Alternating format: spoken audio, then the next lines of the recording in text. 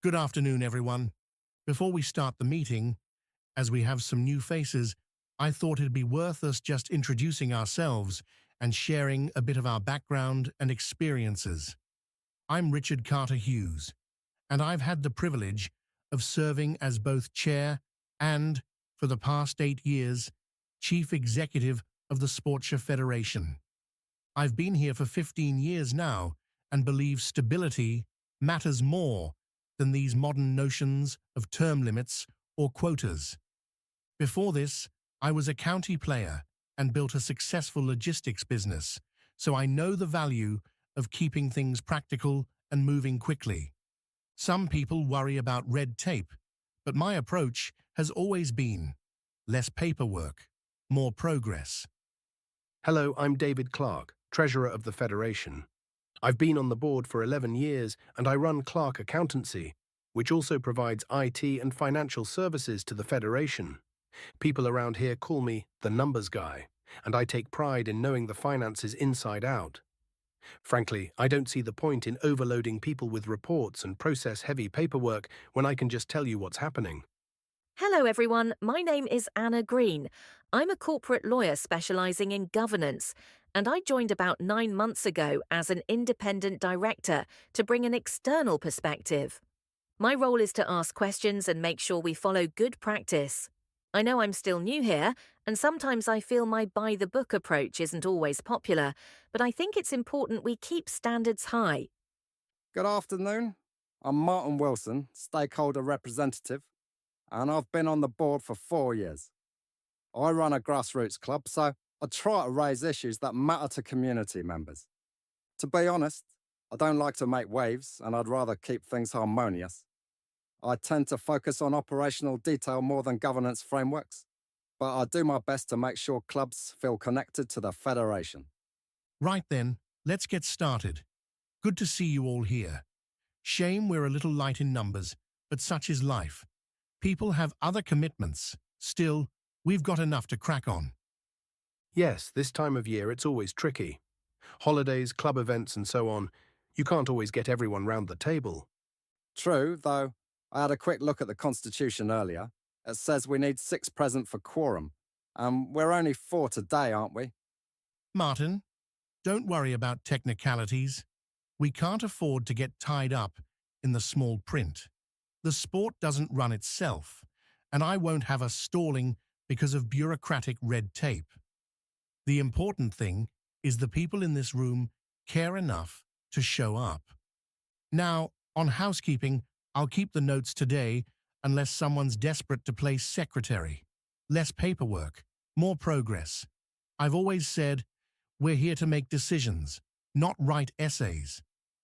Last meeting's notes were circulated short and sharp, about 1.5 pages. Can we approve those and move on? No issues from me. The simpler the better. I thought the section on junior competition rules was a bit vague. It says we discussed changes, but it doesn't actually state we approve them. Martin, if we didn't approve, we wouldn't be rolling them out next month. Sometimes the minutes don't capture every word, but they reflect the general drift. No need to split hairs. I was going to suggest more detailed minutes could help track actions and ensure things aren't missed. Anna, I respect your legal background, but this isn't a courtroom. We've managed fine for decades with straightforward notes. We don't need to overcomplicate. Lawyers always want more paper. She's right though, lawyers do love their detail. Maybe just some more clarity would help accountability. Financially, we're steady. Membership fees are holding. Sponsorship income is unchanged. The IT system upgrade has been completed. My firm, Clark Accountancy, oversaw the whole process. The invoices have been submitted and processed. Very cost-effective. We saved money by using trusted suppliers who know us. Seems efficient. I've heard from clubs the system is running quicker, so that's positive. Thank you, David. Do we have a written financial pack, balance sheet, cash flow, budget variance to review? Didn't circulate one this time. Honestly, it would have just been spreadsheets and jargon. Nothing surprising. Believe me, all is fine. Exactly. David's the expert here. He's been looking after the numbers longer than most of us have been sitting round this table. If he says it's fine, it's fine. But shouldn't we have independent scrutiny? There's no conflict. I run a respected firm. We deliver services at mates rates. Why pay outsiders when we've got the expertise in-house? Fair enough. Clubs trust David. If he says it's sound, it's sound. Now, onto something exciting. TitanBet are keen to sponsor our youth tournament. £150,000 over 3 years. That's huge for us. It'll keep development ticking along nicely. Incredible. Not many companies hand out that sort of money these days.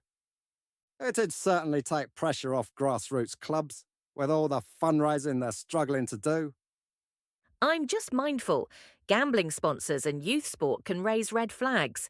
Have we considered reputational or safeguarding risks?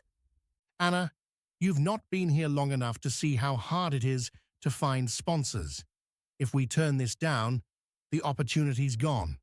Money first, values later. The reality is, clubs need funding, not debates.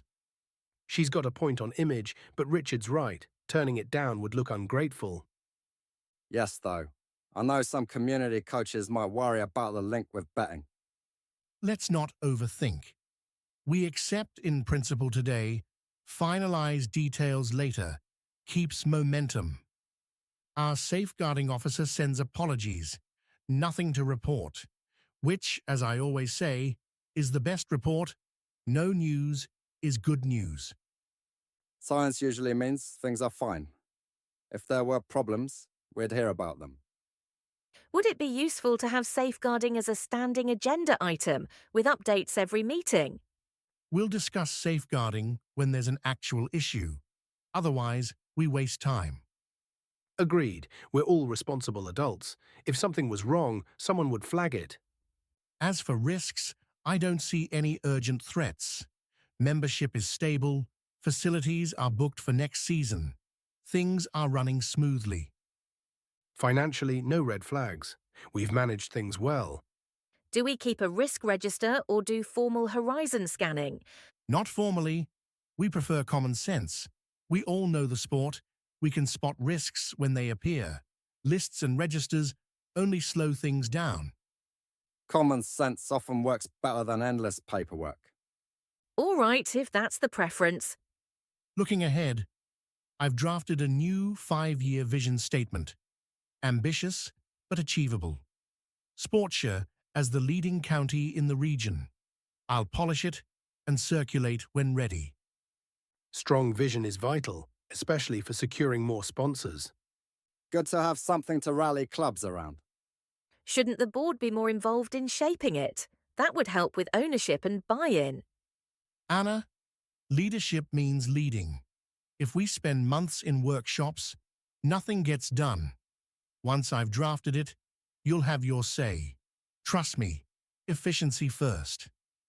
I wondered if we might review succession planning and term limits. Many governance codes suggest 2 4-year terms, maximum, to refresh boards and avoid stagnation. We've had stability for 15 years, and it's worked perfectly well. Term limits are fashionable nonsense. Experience counts. Why swap wisdom for inexperience? Exactly. If it's not broken, don't fix it. Continuity is what sponsors and clubs value.